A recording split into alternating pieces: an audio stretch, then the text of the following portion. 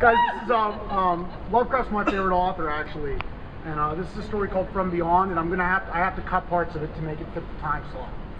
So here we go. That Crawford Tillinghast should ever have studied science and philosophy was a mistake. These things should be left to the frigid and impersonal investigator, for they offer two equally tragic alternatives to the man of feeling and action: despair if he fail in his quest, and terrors unutterable and unimaginable if he succeed. Tillinghast had once been the prey of failure, solitary and melancholy, but now I knew, with nauseating fears of my own, that he was the prey of success. I had indeed warned him 10 weeks before, when he burst forth with his tale of what he felt himself about to discover. He had been flushed and excited then, talking in a high and unnatural, though always pedantic voice.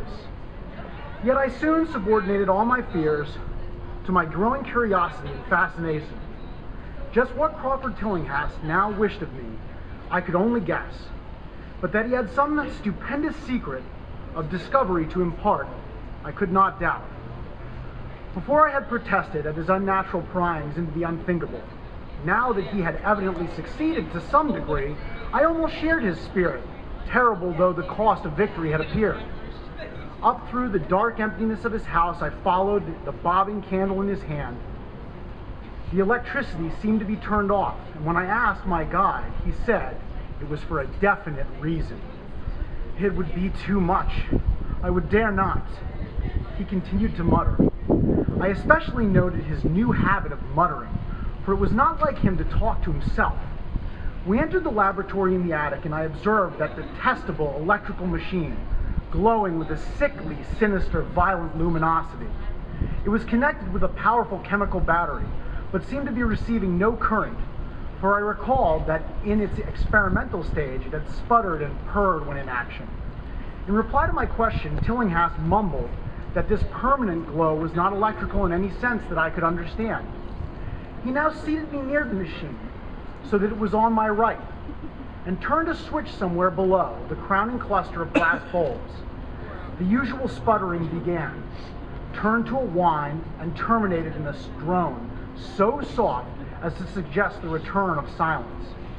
Meanwhile, the luminosity increased, waned again, and then assumed a pale outre of color, or blend of colors, which I could neither place nor describe. Tillinghast had been watching me and noted my puzzled expression. "Do you know what that is?" he whispered. "That is ultraviolet." He chuckled oddly at my surprise. "You thought ultraviolet was invisible, and so it is. But you can see that, and many more things now. Listen to me. The waves from that thing are waking up 1,000 sleeping senses in us. Senses which we inherit from eons of evolution, from the state of detached electrons to the state of organic humanity. I have seen the truth, and I intend to show it to you.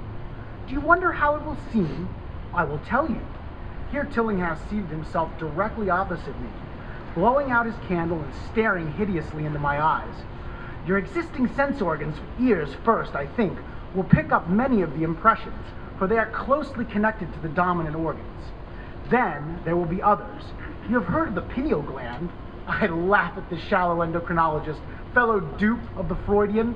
"That gland is the great sense organ of organs, I have found out.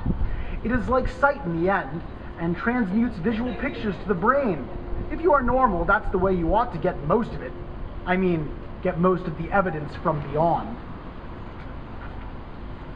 I looked about the immense attic room with the sloping south wall dimly lit by rays which the everyday eye cannot see. The far corners were all shadows, and the whole place took on a hazy unreality which obscured its nature and invited the imagination to symbolism and phantasm. During the interval that Tillinghast was silent, I fancied myself in some vast, incredible temple of long-dead gods, some vague edifice of innumerable black stone columns reaching up from the floor of damp slabs to a cloudy height beyond the range of my vision. The picture was very vivid for a while, but gradually gave way to a more horrible conception, that of utter, absolute solitude in infinite, sightless, soundless space. There seemed to be a void and nothing more, and I felt a childish fear which prompted me to draw from my hip pocket a revolver I always carried after dark since the night I was held up in East Providence. Then, from the farthermost regions of remoteness, the sound softly glided into existence. It was infinitely faint, subtly vibrant, and unmistakably musical, but held a quality of surpassing wildness, which made its impact feel like a delicate torture to my whole body. I felt sensations like those one feels when accidentally scratching ground glass. Simultaneously, there developed something like a cold draught, which apparently swept past me from the direction of the distant sound. As I waited breathlessly, I perceived that both sound and wind were increasing, the effect being to give me the odd notion of myself as tied to a pair of rails in the path of a gigantic and oncoming locomotive. I began to speak to Tillinghast, and as I did so, all the unusual impressions abruptly vanished, and I saw only the man, and the glowing machines, and the dim apartment.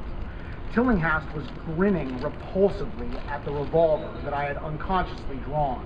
"Don't move," he cautioned, "for in these rays we are able to be seen as well as to see. I told you the servants left, but I didn't tell you how they left. It was that thick-witted housekeeper. She turned on the lights downstairs after I'd warned her not to, and the wires picked up the synthetic vibrations. It must have been frightful. I could hear her screams up here in spite of all that I was seeing and hearing from another direction. And later, it was rather awful to find those empty heaps of clothes around the house.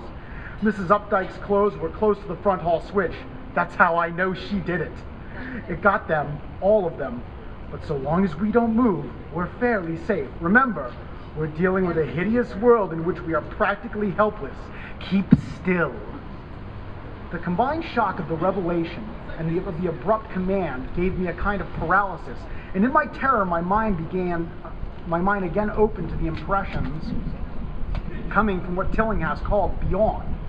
I was now in a vortex of sound and motion, with confused pictures before my eyes. I saw the blurred outlines of the room, but from some point in space there seemed to be pouring a seething column of unrecognizable shapes or clouds penetrating the solid roof, a point ahead and right in front of me. Then I glimpsed the temple-like effect again, but this time the pillars reached up into an aerial ocean of light, which sent down one blinding beam along the path of a cloudy column I had seen before. After that, the scene was almost wholly kaleidoscopic, and in the jumble of sights and sounds and unidentified sense impressions, I felt that I was about to dissolve or in some way lose my own solid form. One definite flash I shall always remember. I seemed for an instant to behold a patch of strange night sky, filled with shining revolving spheres, and as it receded, I saw that the glowing suns formed a constellation or galaxy of settled shape, this shape being the distorted face of Crawford Tillinghast. At another time, I felt the huge animate things brushing past me, and occasionally walking or drifting through my supposedly solid body, and thought I saw Tillinghast look at them, as though his better trained senses could catch them visually. I recalled that he had said, what he had said of the pineal gland, and wondered what he saw with his preternatural eye. "You see them? You see them? You see the things that float and flop all about you and through you every moment of your life? You see the creatures that form what the men call the pure air and the pure sky? Have I not succeeded in breaking down the barrier? Have I not shown you worlds that no other living man has seen?" I heard his scream through the horrible chaos and looked at his wild face thrust so offensively to mine. "You think those floundering things wiped out the servants? Fool, they are harmless. But the servants are gone, aren't they? You tried to stop me. You discouraged me when I needed every drop of encouragement I could get. You were afraid of the cosmic truth, you damned coward, but now I've got you. What swept up the servants? What made them scream so loud? Don't know, eh? You'll know soon enough. Look at me. Listen to what I say. Do you suppose there are really any such things as time or magnitude? Do you fancy there's any such thing as form or matter? I tell you, I have struck depths that your little brain can't dream of. Oh, don't worry. They won't hurt you. They didn't hurt the servants. It was the seeing that made the poor devils scream so. My pets are not pretty, but they come from a place where aesthetic standards are very different. Disintegration is quite painless, I assure you, but I want you to see them. I almost saw them, but I knew how to stop. Tired? Well, don't worry, my friend, for they are coming Look, look, curse you, look. It's just over your shoulder. What remains to be told is very brief and may be familiar to you from the newspaper accounts. The police heard a shot in the old Tillinghast house and found us there. Tillinghast dead and me unconscious. They arrested me because the revolver was in my hand, but released me 3 hours later when they found that it was apoplexy which had finished Tillinghast, and they saw that my shot had been directed at the noxious machine which now lay hopelessly shattered on the laboratory floor. I did not tell very much of what I had seen, for I feared the coroner would be skeptical. But from the evasive outline I did give, the doctor told me that I had undoubtedly been hypnotized by a vindictive and homicidal madman. I wish I could believe that, doctor. It would help my shaky nerves, and I could dismiss what I now think of the air and the sky and all that's about me. I never feel alone or comfortable, and a hideous sense of pursuit sometimes comes chillingly on me when I am weary. What prevents me from believing those doctors is this one simple fact, that the police never found the bodies of the servants whom they say Crawford Tillinghast murdered.